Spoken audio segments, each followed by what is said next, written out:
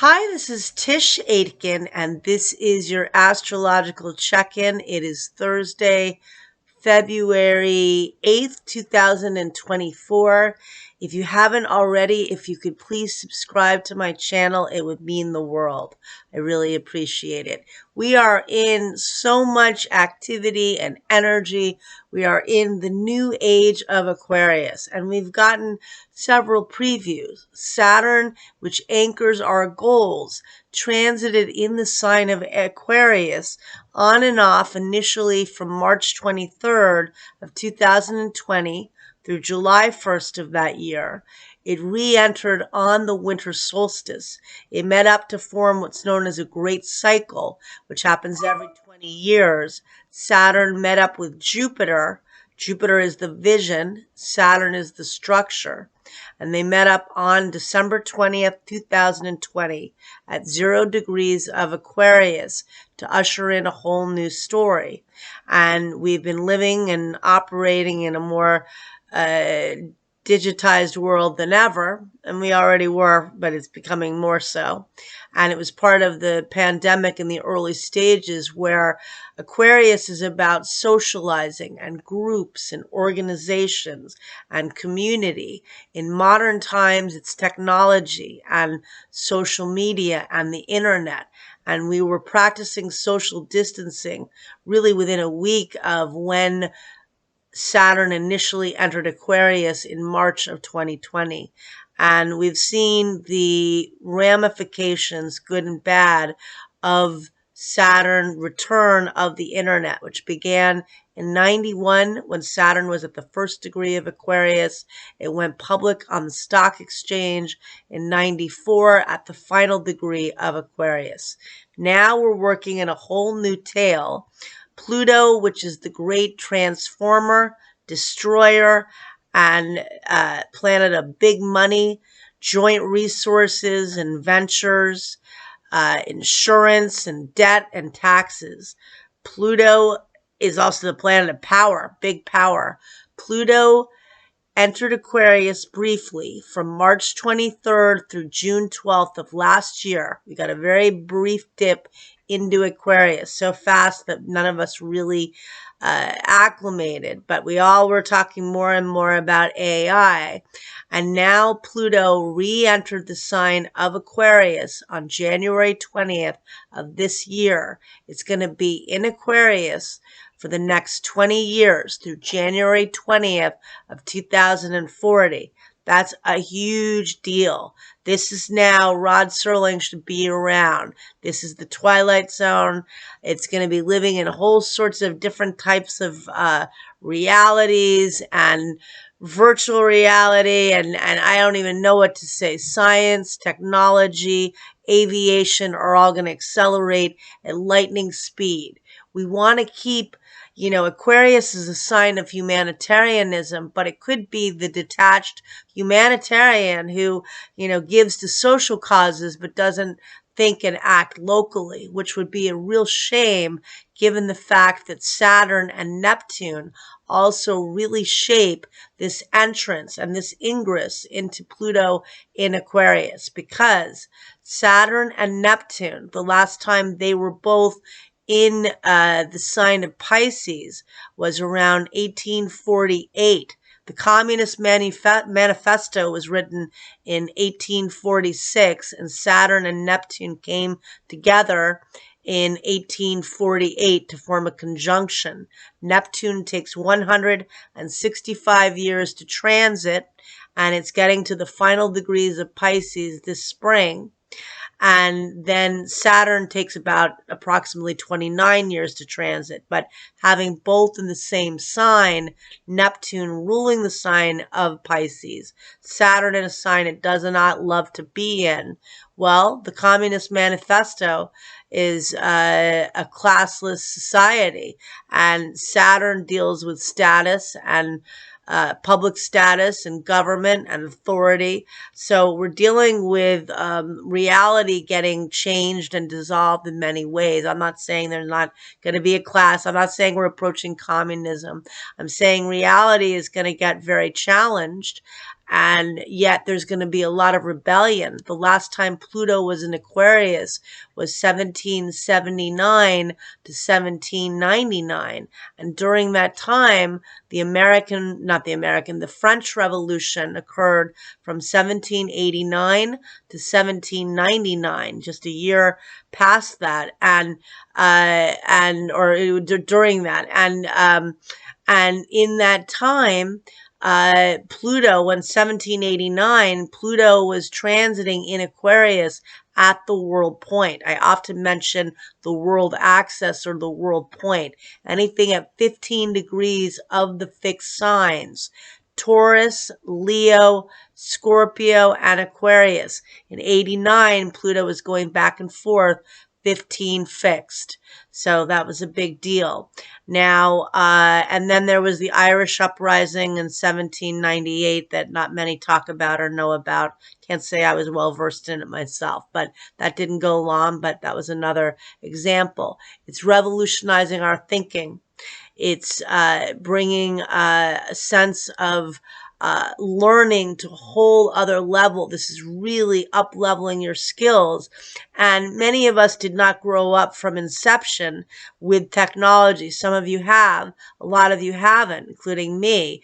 But we need to up-level our skills.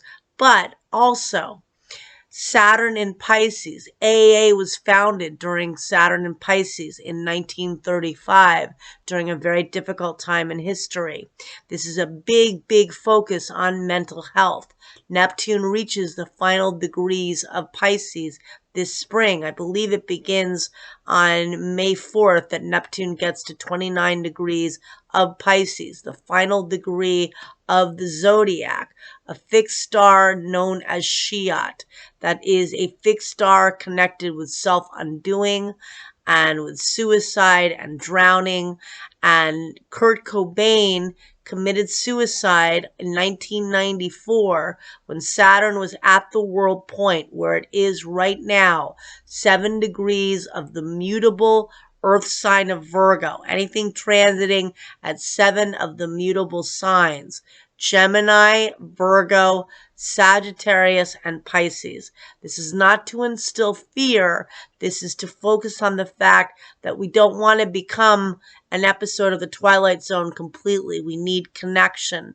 We don't, we can go into new things and excitement and have fun and learn and exploration. That's inevitable with Pluto in Aquarius the next 20 years.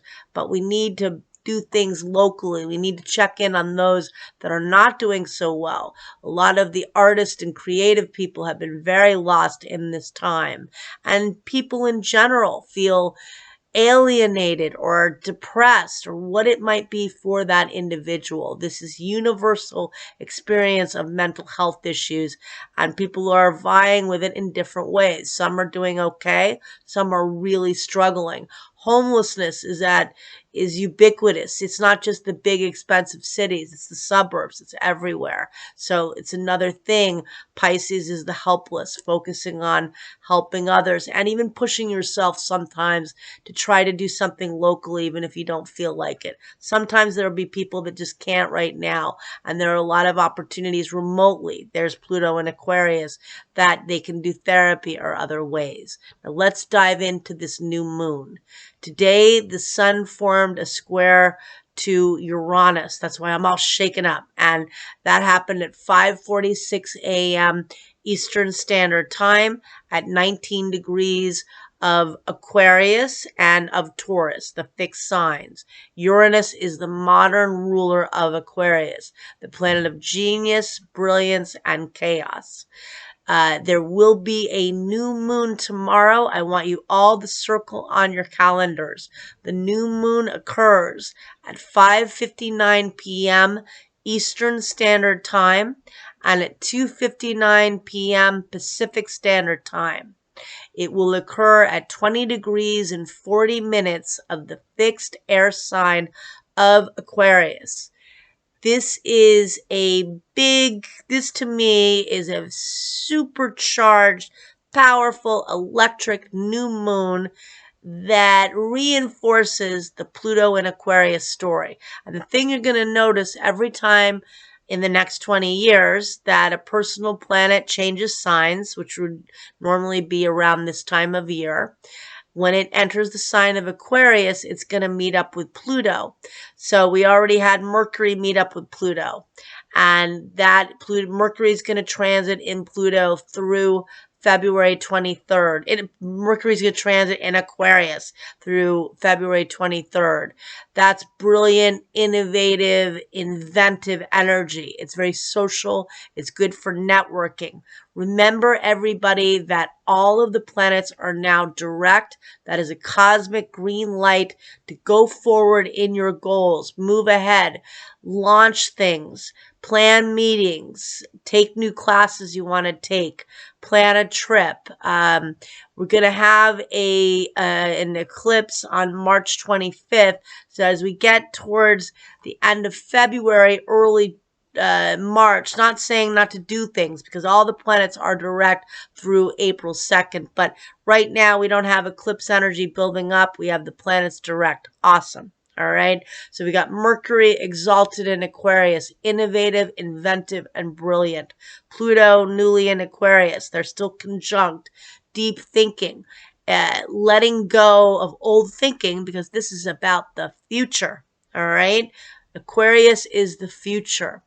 And then we have the sun and the moon will be in the sign of Aquarius. It's a new moon at 20 degrees and 40 minutes of Aquarius. If you know your time of birth, find where that falls in your chart. That's where you're experiencing a new beginning. Get some good crystals. I'm going to be selling crystals very soon, and I'll be selling them on my channel and on my Facebook page and on my website. But I love working with pyrite, although I don't have pyrite right now. I just had I had a really lucky crystal break, my clear quartz point that I love, that I share with somebody, and it broke.